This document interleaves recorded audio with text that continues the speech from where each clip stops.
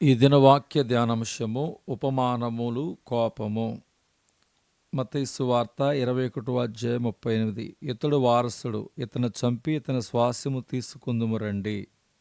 ప్రత్యక్షముగా మాటలాడినను పరోక్షముగా మాటలాడినను విరోధము గలవారు ఒకరి మాటలు ఒకరు అర్థము చేసుకుంటారు. యేసుక్రీస్తు చెప్పిన ఉపమానములు సామాన్య మానవులకు మాత్రమే కాదు, శత్రువులను కూడా ఆలోచింపచేసెను. మంగళవార దినమున ప్రభు చెప్పిన ఉపమాన సారాంశమును మూలవాక్యముగా తీసుకుని ధ్యానిస్తున్నాం. కుమారుని చంపిన వారిని గూర్చి పరిసయ్యులు చక్కగా స్పందించిరి. ఆ దుర్మార్గులను కఠినముగా సంహరించి వాటి కాలములయందు తనకు పండ్లను చెల్లించునట్టి ఇతర కాపులకు ఆ ద్రాక్ష తోట గుత్తకిచ్చినని ఆయనతో చెప్పిరి. మత్తయి సువార్త 21:41. దానితో ఆగిపోకుండా క్రీస్తు కఠినమైన కొన్ని మాటలు చెప్పారు. ఇల్లు కట్టువారు నిషేధించిన రాయి మూలక తలరాయి ఆయను, ఇది ప్రభువు వలనే కలిగను అని ప్రభు మాటలు పాత నిబంధనలోని ప్రవచనమని అప్పటి మత నాయకులకు తెలుసు.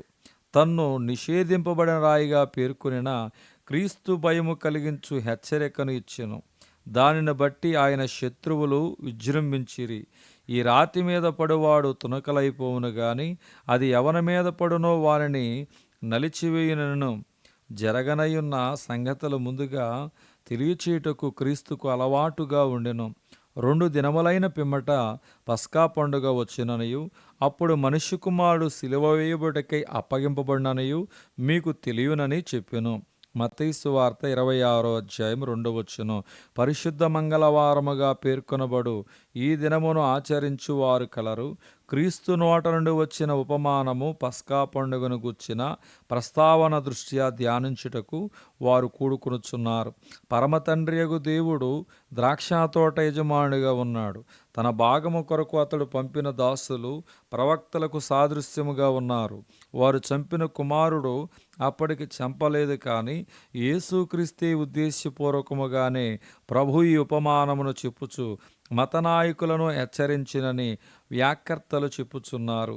ప్రధాన యాజకుల చేతను శాస్త్రుల చేతను అనేక హింసలు పొంది చంపబడి 3వ దినమున లేచుట అగత్యము. మత్తయి సువార్త 16:21 అని చెప్పబడి ఉన్నది.